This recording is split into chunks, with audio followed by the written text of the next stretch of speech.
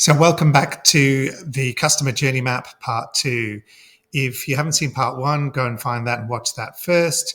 Otherwise, a lot of this doesn't make as much contextual sense. And I think it's really important for you to understand how we actually created this diagram.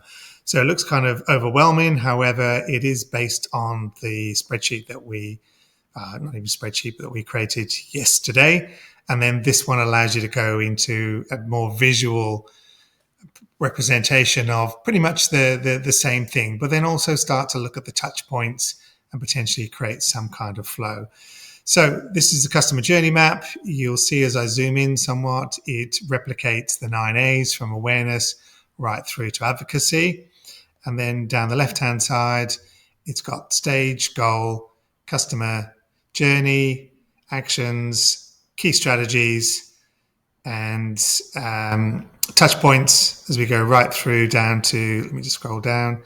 And then we've also got finally opportunities. One thing that I haven't put in here yet is the tools we talked about. So somewhere down here, I've just got to increase the extra line and just put the tools that are used to support all of these actions. So let's just go through a few of these in a bit more detail. Again, as I said, even in part 1, if you are doing anything like this, it'll probably put you in the top 5% of people who start a business because they just get straight into, hey, let's throw up a website. But it's really important to understand what's the customer journey look like, because you're going to have to plug all of those holes. Otherwise, you create a funnel that has a huge leak in it.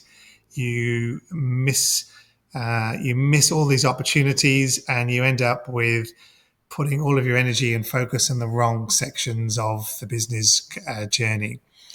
So I'm going to zoom in a little bit further here. We talked about awareness, which is predominantly customers finding you. What does that look like, and how do you get hold of those? So for us, we just created some stories in and amongst here around some of the key strategies. Then you get to the point where they have reached you, so they're assessing. So they visit the website. They probably look at our direct model versus traditional agencies. They might evaluate the benefits. They potentially look at a return on investment via the salary guide. They might review testimonials and then schedule a call with us.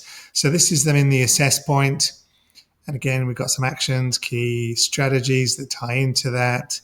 We go further down, touch points, and then thoughts, and again, opportunities. So each of those allows you to sharpen your critical thinking as you're working through what does the customer do at each part of the journey of interacting with my new business or service.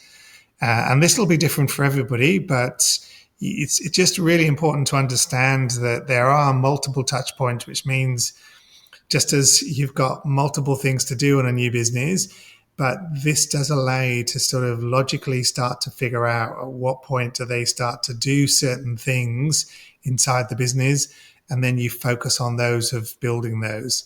No point jumping to this later stage in your early part of the startup if you haven't started to nail first off the process of how they interact with you, and then more importantly, to build the actual tools required to do that. And so this will also help you to, when you're looking at your to-do list and what's important, this will start to cement some of the ideas. Okay, well, something comes up in this section, you can go, well, I can park that for another 2, 4, 6 weeks, depending on the speed of your startup.